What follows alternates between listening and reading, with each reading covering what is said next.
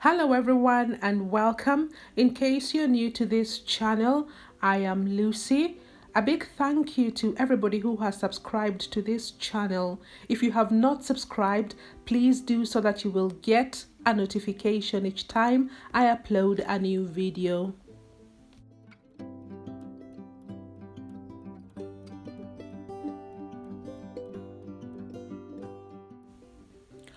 It's been 20 years since I left Kenya in search of greener pastures.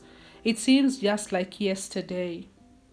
In today's video, I'm going to look at 6 major changes that have taken place in Kenya since I left.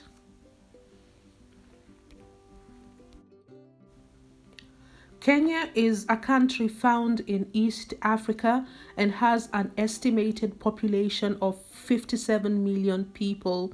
Kenya's capital and the largest city is Nairobi. For those of you who have been following my story know how I was made redundant in Kenya and how I really struggled to get another job or even set up a business. So that was the main reason why I left Kenya and relocated to the United Kingdom. So in this video, I'm just going to have a look at the changes that have taken place in Kenya ever since I left.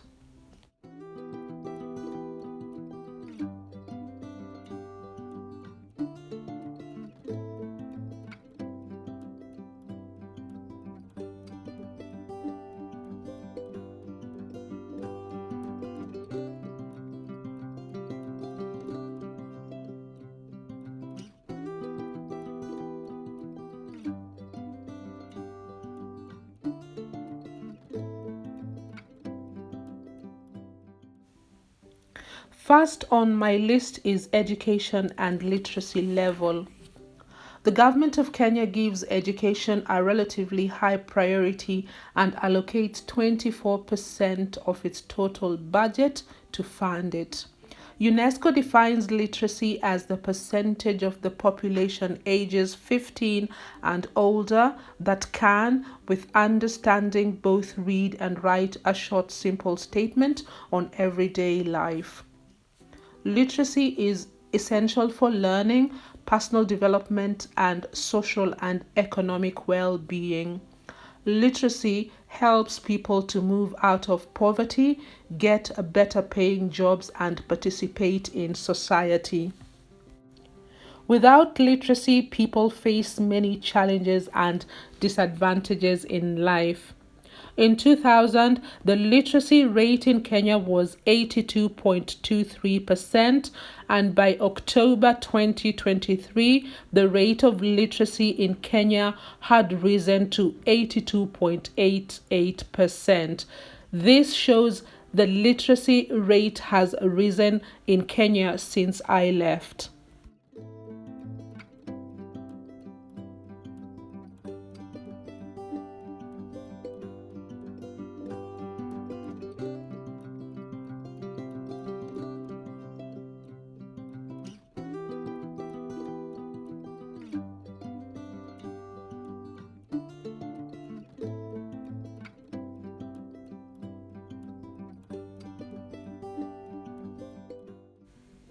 Second on my list is health, life expectancy, and infant mortality rate.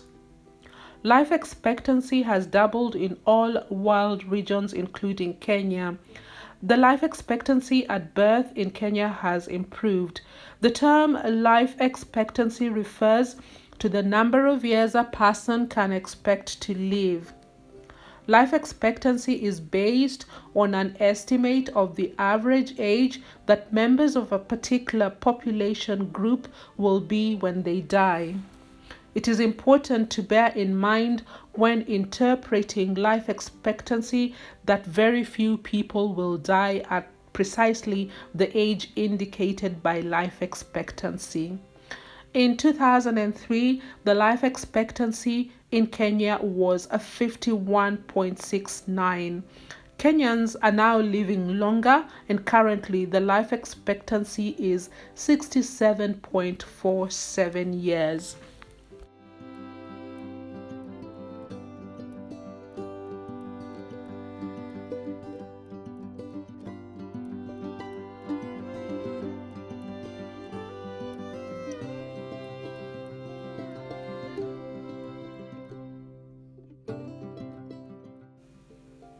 Kenya has made remarkable progress in child survival in the past 3 decades, and millions of children now have better survival chances.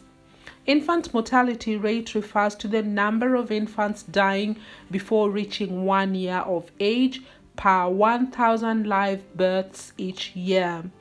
The current infant mortality rate for Kenya in 2023 is 30.629 deaths per 1,000 live births compared to 62.758 deaths per 1,000 in the year 2003. These statistics indicate that Kenya's infant mortality rate has been falling gradually, which is very good.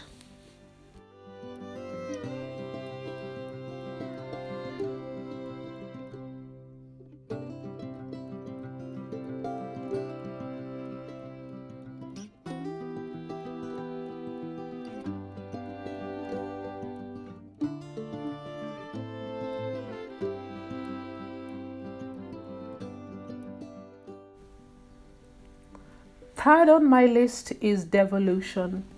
When I left Kenya in 2003, a centralized government was in place.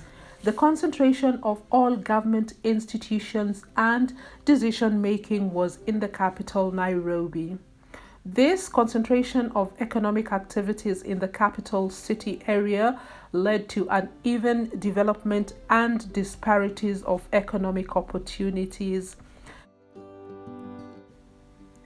This resulted in the impoverishment of many regions and communities and the drift towards urban areas.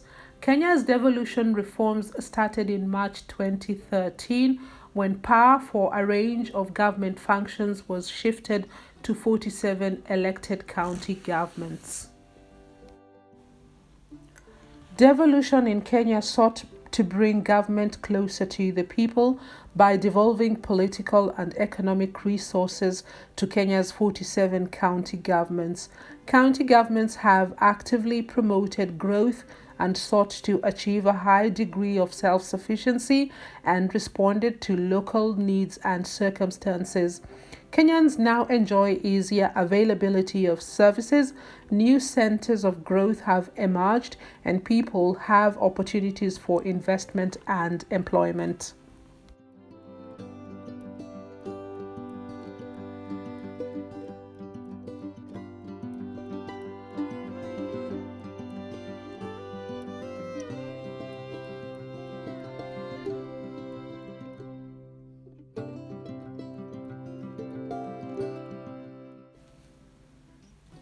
Fourth on my list is infrastructure. In 2005, which was around the time I left Kenya, there was very little data on record about the size of Kenya's extensive road system. In 2005, Kenya's government set out to rebuild the country's dilapidated roads after decades of neglect. In 2007, the Kenya National Highways Authority, the Kenya Urban Roads Authority, and the Kenya Rural Roads Authority were created to facilitate and focus on the rehabilitation of the country's highways, urban and rural roads. Today, 162,000 kilometers of Kenya's roads are documented, and the country is currently working on recording and updating the condition of the existing road network.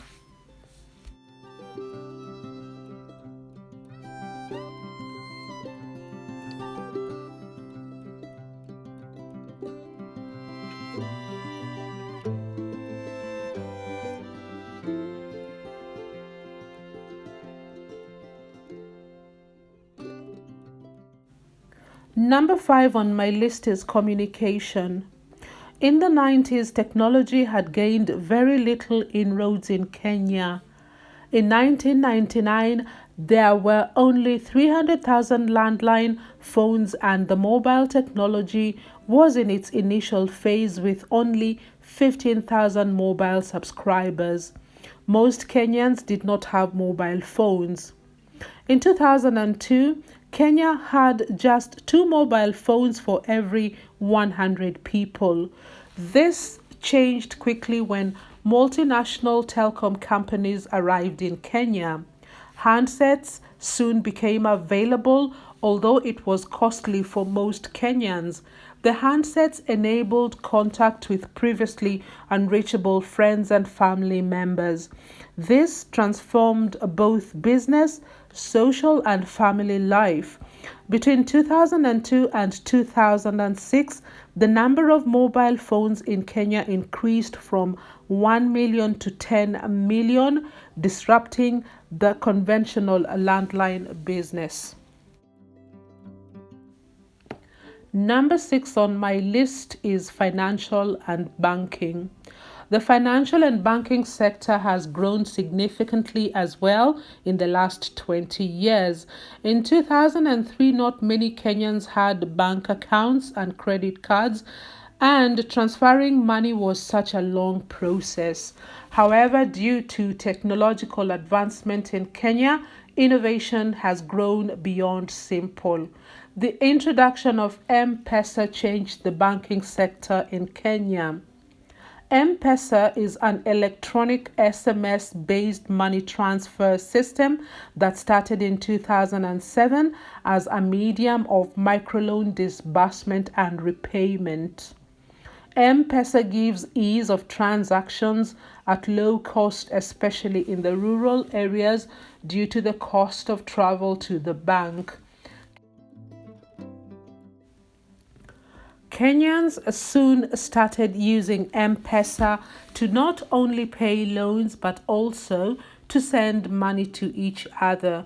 With money in an M-Pesa account, you can essentially use your mobile phone as a wallet.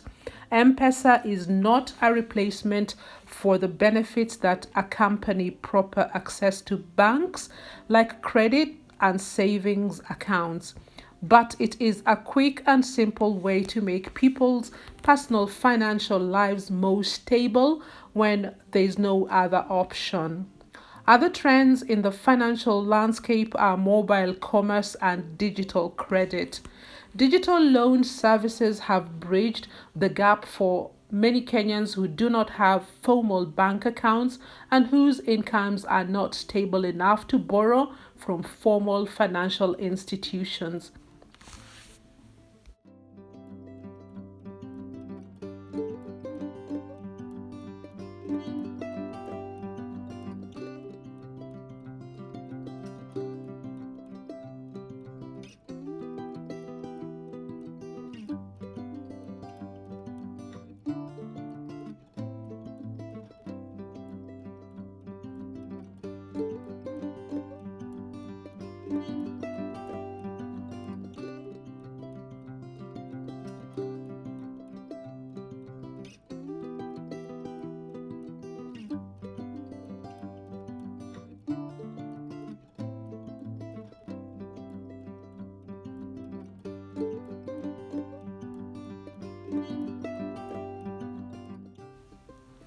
Let us now look at two areas which I think have not changed since I left Kenya. The first one is unemployment. Unemployment has continued to rise in Kenya. This is evidenced by the number of Kenyans who are leaving the country in search of employment in other parts of the world. The unemployment rate of a country refers to the share of people who want to work but cannot find jobs. This includes workers who have lost jobs and are searching for new ones, workers whose jobs ended due to economic downturn, and workers for whom there are no jobs because the labor supply in their industry is larger than the number of jobs available. The unemployment rate in 2003 was 3.04%, and in 2022, the unemployment rate in Kenya was 5.5%.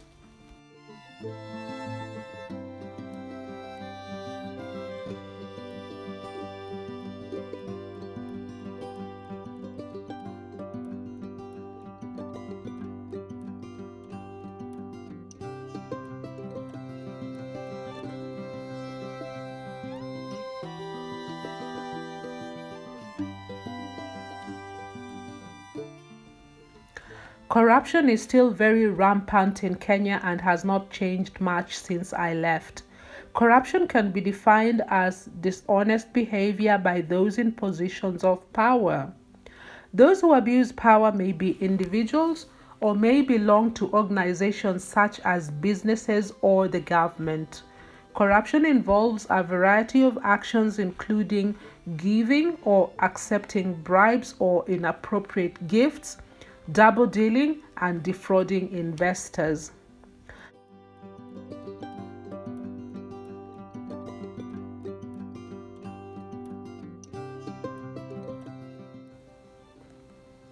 High corruption levels in every sector of Kenya's economy and politics are hindering development and endangering democracy. A long list of corruption scandals have plagued Kenya ever since its independence, leading to billions of dollars being lost. Kenya's anti-graft chief estimates that up to a third of Kenya's state budget, an equivalent of $6 billion, is lost annually. Kenya has lost approximately $66 billion since its independence in 1964. The exact scale of corruption, however, is unknown. Corruption in Kenya is a serious problem that urgently needs to be addressed and resolved for the country to grow and harness its potential. The United Nations continues to assist and support anti-corruption efforts through several partnerships with the Kenyan government and the private sector. The Kenya School for Government is also working closely with the UNDOC on an online anti-corruption course for public officials.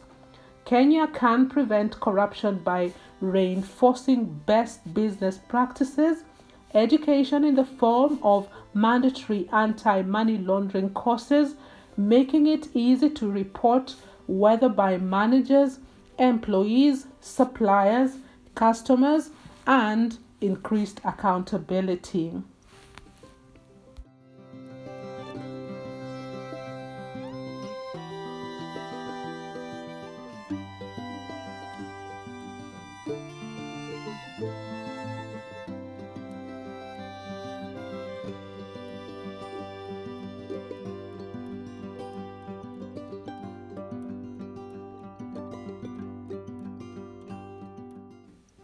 In today's video, we have seen how Kenya has made remarkable progress in the last 20 years since I left. However, more needs to be done by the government in terms of creating employment opportunities and fighting corruption. I hope you have enjoyed this video. Don't forget to like, share, and subscribe to this channel, and I'll see you in the next video. Bye for now.